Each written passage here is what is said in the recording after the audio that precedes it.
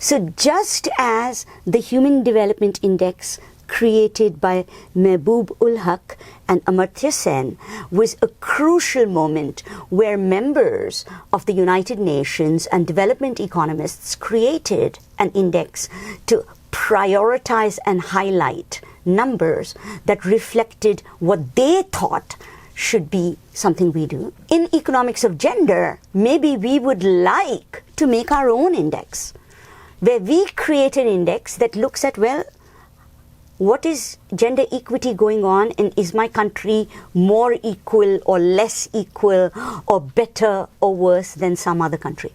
Haven't you heard this? Hey, you really think it's that bad? Go to some other country. Let's find out. Where do we actually rank on gender equity? So what this means is we are now in the position of realizing we can create our own index. One of the most important indices that feminist economists have created is the Gender Development Index. And what they did with the Gender Development Index is that for each of the 3 items in the Human Development Index, the first being gross national income per capita, in this case they look at male-female differences between the two, or female-to-male differences between the two. So if males earn a lot more than females, that means that even though the GNI per capita is good, but if all of it is being captured by the males, the male-female difference inside GNI per capita will be high, right? So I'm going to look at the difference between women's share of national income versus men's share of the national income. And then I'll set up that index, same as I always do. My range will be highest to lowest, but in this case, least difference between men and women will be the highest. Biggest difference between men and women will be the worst. And then I'll see where I am in that.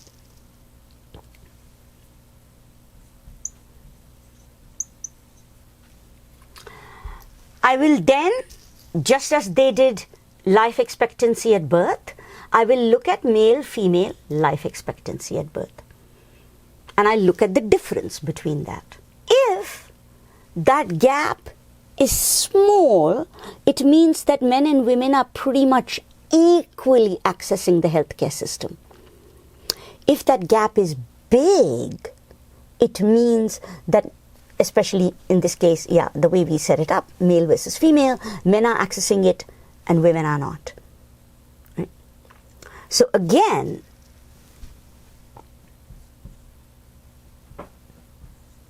for health. But notice in this case, 1 or the 100, the best is going to be least gap. 0, worst gap. Which means I'm going to have to do some work on getting the signs aligned, and we'll do an exercise on that in class. Because big number is actually bad. Big number means big gap between men and women. Small number is actually good. Small number means small gap between men and women. So I'm going to have to do a bunch of adjustment to figure out how to make this index work. And similarly, I'm going to look at education, expected years of schooling, average schooling for men and women. Small gap is good. Big gap is bad. And then again, I'll set it up. And then I'm just going to do 130 to 111, and I'll set up my geometric mean.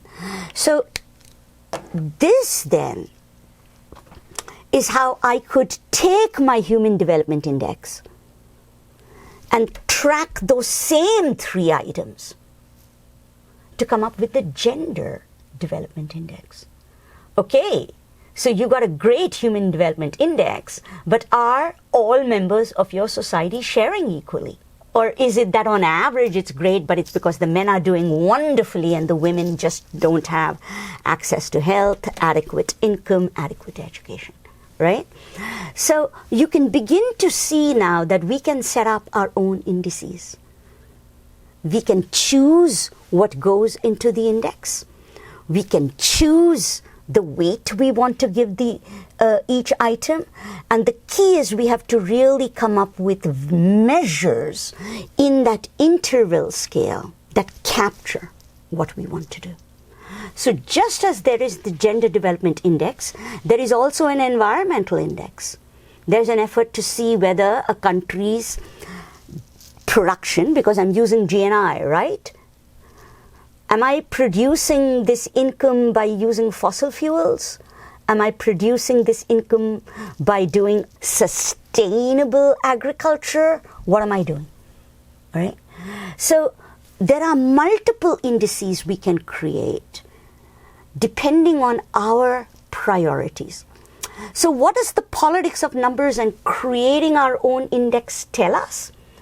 It tells us just because an index is created doesn't mean because it's a number, it's automatically the correct one we want to use.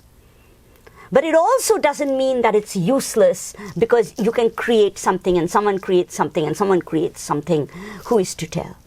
What it tells you is that you then enter it the way a data scientist enters numbers. You think hard about what is it I'm trying to measure? How am I planning to measure it? What weight am I going to give it? And what kind of index am I going to create? And then you argue for that. You argue saying that, look, here are the reasons that I believe this is the correct index for us to use when it comes to, for example, if I want to measure racial gaps. Maybe I want to create a racial difference index where I look at where countries are when it comes to how minorities access income, health, education. Maybe I want a class index where I look at what is the distinction between the bottom 20% and the top 20% when it comes to income, for example. What is the difference between the bottom 20% and top 20% when it comes to health, for example? What is the difference between the bottom 20% and the top 20% when it comes to education, for example? So I can create an index and I can make an argument for using it.